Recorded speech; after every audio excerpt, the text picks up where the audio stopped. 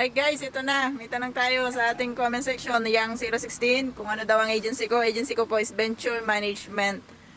Sa ano to, located sa may duty free sa Parañaque. So pwede nyo i-search yan sa Facebook or di kaya sa Google. Lalabas yung kanyang address. So ako po ay under ng Grape Care dito sa Czech Republic. Pero kung sa Pinas ang tinatanong nyo, ako po ay from Venture Management. So, yun.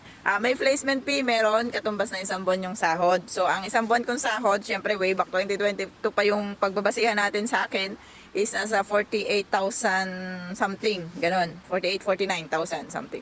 Pero kung kayo ay ngayon mag-a-apply, so ang range niya is nasa 70,000 pesos up to 85,000 pesos. So, katumbas yun ng 1 month na basic monthly salary dito. So, try nyo na lang. Tingnan nyo yung kung anong monthly salary nyo dito, yung basic nyo. Tapos, i-times mo siya sa kung magkano yung palitan ngayon.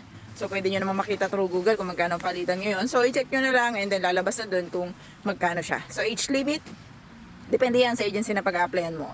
Pero ang age limit kasi dito sa sinasabi ko sa Venture is I think nasa 49. So, correct me if I'm wrong kasi yun yung nakalap ko na impormasyon na 49 years old daw. Pero syempre, meron niyang bracket, no.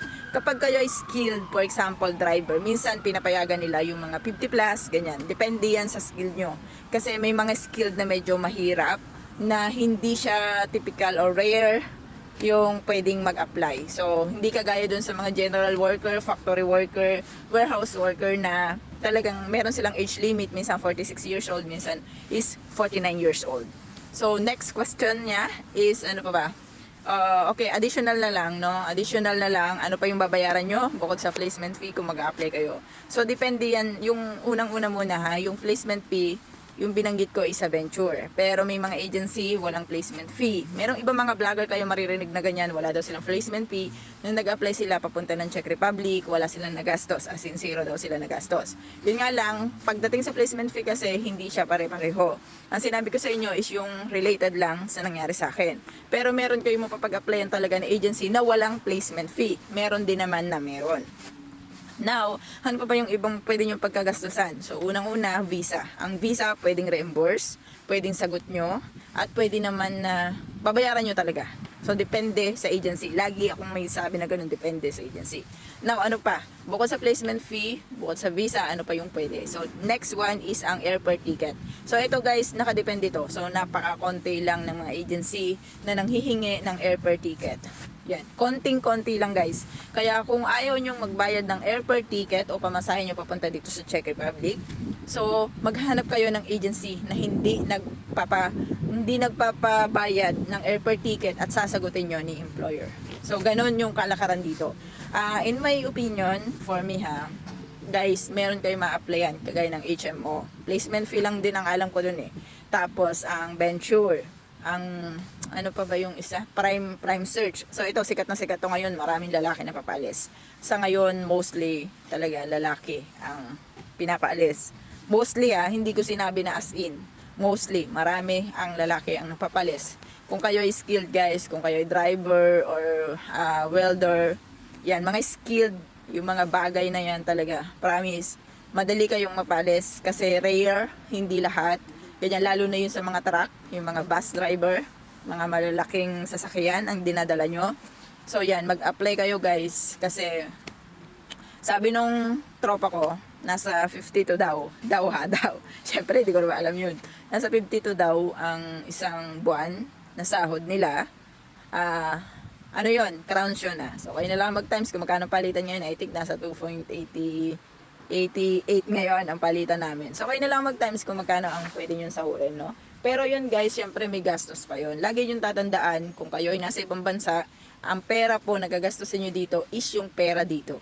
That means, kung halimbawa sumahod kayo ng 52,000, may kaltas ng tax, may kaltas siya ng mga accommodation, may kaltas siya ng pagkain nyo, may kaltas siya ng transportation, lahat-lahat po yan is kasama rin. So kagaya ng halimbawa, kagaya namin may bayad yung accommodation, so magbabayad ka talaga ng accommodation kasi may mga company na walang bayad ng accommodation. So iba-iba tayo ng ng path na pwedeng tahakin. Merong pwedeng mas malaki yung sinasahod nyo, merong pwedeng mas maliit yung sinasahod nyo. Merong accommodation, bayad sa accommodation, at meron ding wala. So ako, transparent ako. in general yung sinasabi ko sa inyo na pwede nyo maranasan na walang accommodation, pwede nyo ring maranasan na may accommodation.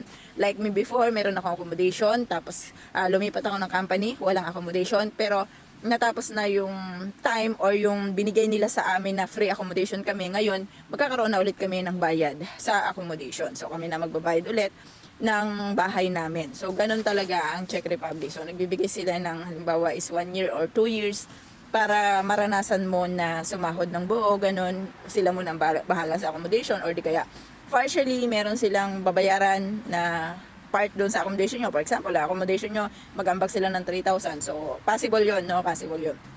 And meron naman talaga na sarili mo, buo mo talaga yung accommodation. So, guys, pagalingan tayo sa pagkuha ng tamang agency. So, kayo yung makakalam yan. Manood kayo ng ibang mga vlogs, no? Huwag lang kayo, guys, sa akin lang mag-base kasi gusto ko ang advocacy ko kasi is makatulong. Pero may mga nakikita kasi ako na ibang mga vloggers din na nakikita ko na okay din naman yung vlogs nila. So ayokong ipagkait yun sa inyo, manood din kayo ng ibang mga vlogs.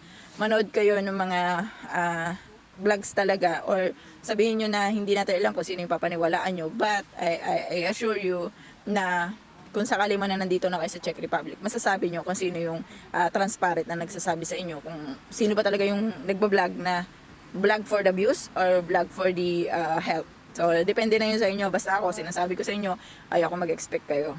Ayun lang ang ayoko kasi, yung pagpunta nyo dito, bigla kayo nag-expect kasi ito yung sinabi ko. Tapos, hindi naman talaga siya yung nangyayari dito. So, gusto ko malaban nyo kung ano talaga nangyayari dito sa Czech Republic. Kasi yan nga yung hinanap ko before, bago ako nag-apply dito sa Czech Republic. Anyway, yun lang.